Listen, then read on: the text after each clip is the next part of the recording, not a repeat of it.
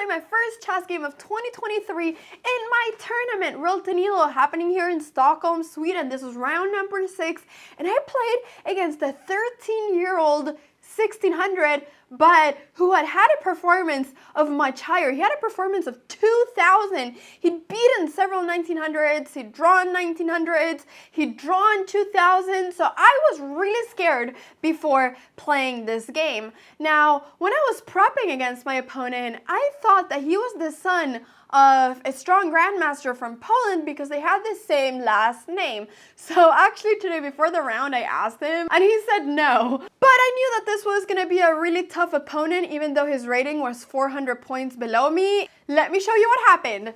He started with the move e4 and I went c5. Knight of 3, e6. So this is a Sicilian that I'm playing right now, and he played an open Sicilian, which is when he opens on d4, the center. So knight takes, knight f6, then I got my pieces out, knight db5, and this became a Sveshnikov, which is an opening that I've played quite a lot. I played quite often in Blitz, and he was actually like blitzing out all of these moves. Both of us were blitzing out these moves because I had decided that I was going to play this, but he was probably well prepared as this was no surprise that I was going to play it. So bishop g5, a6, this is all theory, knight a3, and now I go b5, threatening to go b4. So here white goes typically knight d5. There's a pin in my knight, so I got to stop the pin, bishop e7. And then he captured. This is a very, very, very main line. And now typically you go c3, c4, or g3. He went for c3. The idea is to prevent b4 and also to reroute the knight like this. So here I went bishop g5. The idea is that whenever the knight gets up to e3 to capture it. And now the whole thing is basically going to be a battle of this d5 square. Like, both of us are going to play against this square. I'm going to try to make sure that he's not able to keep a knight over here, and he's going to try to make sure that he is able to keep a knight. If I am at any point able to play d5, I'm going to be perfectly fine, if not better. So the whole game right now is a battle of the d5 square. Now, knight c2, I castled, he went a4, and I captured, and went a5 to keep my pawn safe. I don't want to have it still in a6. And then he went bishop c4, looking towards his diagonal, developing his bishop. I went rook b8, threatening this pawn. He went b3, defending it. And then I went bishop e6, because once again, I got to put some pressure on d5. If the whole game is about this square, got to put some pressure on it. And I'm also right now basically planning on going knight e7 and perhaps at some point be able to go d5 myself. So here he went knight e3, and this was actually a slight mistake. Not really a mistake, but a slight inaccuracy. It was comfortable for me to play against this. Why? Because, like I said, my bishop is on g5 right now to be able to capture here perhaps at some point. And when I capture this knight, which I did, I'm taking away one of the defenders of the d5 square. So actually here I should capture on e3, and I did. He cannot capture now with the pawn because I have queen check winning this pawn. So he has to capture with the knight. Now in this position I thought for quite a while, and I was trying to figure out what is my plan going to be here. And I saw that I could go bishop takes c4, but I ended up going knight e7. The idea of this move is that I'm sort of planning on capturing, getting my queen out, and then at some point go d5. So this is a little bit of a waiting move saying, hey, I think my knight needs to go to e7 at some point. Let me go there now. But a good option for me would also have been to capture on c4. And here the idea is simply that after knight takes c4, you can see that he's threatening my pawn on d7. I would here have gotten queen c7. He cannot capture with the knight because then I'll go rook d8 and the knight is pinned. So he has to capture with the queen if he's going to capture here. And then the idea would have been to play something like this where I capture, this pawn is hanging. And probably simply king d2, but this would have been maybe perhaps a little bit unclear, but I thought that this looked very drawish, which was the reason I didn't get into this, because I thought exchanging queens over here, I thought this looked very, very drawish. Like, even if I got this pawn would be a little bit weak. I thought this looked very drawish. So I ended up not going for this line. Instead, I went knight e7. So here, he captured to my surprise. I didn't think he was going to capture. I thought he was going to castle and keep the pressure. But he was able to capture back. And now I was really happy because in my mind I was like, okay, the whole game was about d5. Now I got d5. Now I'm going to be able to play d5 at some point. And after he went knight c4, I was like, wait, I can really play d5. Which I did. I ended up playing d5 here, threatening the knight, but this actually became a very tactical position. I was also analyzing the move queen c7 here for a while. The idea being that knight captures once again doesn't work. Knight captures there, I'll take this. Rook captures, I'll go d5 threatening the knight, and when it moves, I'll be able to capture the rook. So if queen takes over here, there were a lot of ideas. After rook takes, there were a lot of ideas I saw of, sorry, not rook b1 here, castles. And then after something, I was going to go here probably rook takes c3, and then after rook takes a5, knight c6. If my opponent does some random moves, knight d4, for instance, now I'm threatening to go knight check and then to capture here. So let's say my opponent would do something really random. I thought that I maybe had stuff like this going on, but I cannot really do it right now. Rook takes f2, the idea is that if it takes, there's a checkmate. I cannot really do it right now because there's going to be a check first. So I didn't really like this. Once again, I thought this looked very, very drawish. So I was like, you know what? No, I wanted to keep the pressure. So I ended up going d5. Now in this position, my idea was that if knight takes a5, then I was either going to go queen c7 or queen b6, and the idea is that this knight cannot come back. So I will be a pawn down, but I thought that after something like, like queen c7 threatening this pawn or queen b6, I would have quite a lot of play. I was even looking at this line of queen b6, and after castles, I was looking at d takes e4, because if rook takes, then the knight is hanging, and if queen e2, perhaps I can go e3. So, this pawn will become very weak if he captures back. So I was looking at this sort of stuff, but he ended up not doing any of it. He captured on d5. I captured with the knight thinking that this was fantastic. This pawn is hanging. I can go knight f4. I can threaten over here. I thought my knight was perfectly placed. And actually now, like, it's easy for him to kind of mess up, because let's say that he would take over here, for instance. Well, then in this position, I can go queen f6, threaten the knight, threaten over here, and take on c3. So he cannot take there. Let's say that he would capture over here. Well, then I could right now go either rook e8 or queen f6, again threatening over there and threatening to capture on c3. So there's several times where the c3 pawn will become a very big weakness after knight takes. So I thought that this would be pretty good for me. But in this position, I played a really good move, which was queen c2, defending this pawn on c3. Now, here, obviously, I cannot take it. At first, it was like, oh, like this looks a little bit passive, but I realized it was a great move. So in this position, I ended up going knight f4, threatening this pawn, simply because I wanted to get my queen up. I didn't really see, that was like my only plan. Like, I didn't really know what I was going to do if I didn't go for this. I thought maybe I can go knight b6 in exchange, but once again, it felt so drawish to go for any of this. If we exchange all of these pawns, it's probably just going to become an immediate draw. And I mean, I could, but I'm still trying to win this. So I didn't want to enter stuff like that. So here I went knight f4, threatening this pawn, and he castled, and here I went queen g5, threatening checkmate. Now the only move he can do here to not get a much worse position is to go g3, because if he goes knight e3, this is a huge blunder, because there's knight h3 check, and after king h1, I can capture this knight, because if he captures my queen, boom, there's a checkmate. Look at that. So I would be winning material there. So he cannot do that. So after this, he went g3. And in this position, I played knight h3 check, checking the king. And after the king went up to g2, which is a good move, I went queen h5 with the idea of going knight g5, rerouting my knight, and then trying, of course, to checkmate somehow. But here he played a really nice move, which was knight takes e5. So I had seen this move, but I didn't realize that it was that good. The idea is that he's making sure that my queen gets out of the defense of my knight. So I cannot really do anything else apart from capture. Any other move will be really bad. So I need to capture here. And when he captures my knight, I'll go queen d5, which I did, and this was a pretty good move. The idea is that now the king cannot come up over here, so the king is kind of in an awkward position, and I'm going to try to go rook f5 and rook h4, rook h5, checkmate. It's not really a checkmate, but the king is going to be in a very awkward position. So I was trying to do something like this. If he goes rook h4 to threaten on h7, I'll probably go rook f5.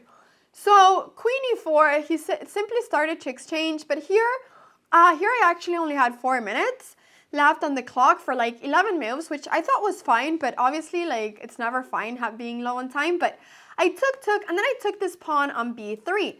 Now, what I realized was that actually this pawn on c3 is going to be hanging. I'll probably end up being a pawn up.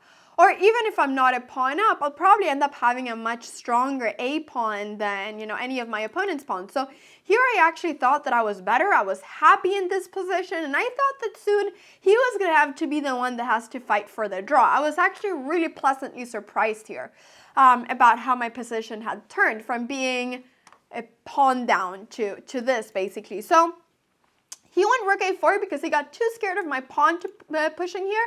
And I went rook f5, simply defending the pawn. I'm not interested in taking this pawn. I'm more interested in keeping my good pawn. So he went g4, and this I thought was a mistake because it allowed me to simply capture immediately on c3 with check. So now the king had to move, but it felt like I had simply won a turn by doing this. I was simply able to win this pawn for free. His idea was that he wanted to be able to get the king back and have this pawn not be hanging, but I was really surprised about the move g4. Now here when rook b5, I decided to place my rook over here because sometimes when this pawn is defended, I might want to go rook b4 and exchange, because typically b pawns are better than a pawns because they have a little bit more space on both sides. This pawn is typically hard to promote. So he went here rook e1, threatening my pawn on e6, and I played king f7. Be aware that here I only had a minute, so I was playing pretty quickly. King f7, he played f3, and I went e5, simply defending my pawn and also stopping f4. Now in this position, he went rook e2, and I played king f6. Now here I was actually kind of looking at maybe going g5 to stop f4 and to stop him from playing h4. And this could have been a good idea, but I ended up not doing it. I just went up with my king. He went h4, and here I got a little bit scared about ideas such as takes, king here, and checkmate. So I decided to play h6 to get a little bit of air for my king, but this was perhaps not the best move, but it's kind of hard to see what exactly I should do here. Probably I need to set up some sort of plan to exchange one of my rooks. But here I went h6, he played rook a e4, this is move 38, we get increment at move 40. And in this position, I played rook c5, defending my pawn.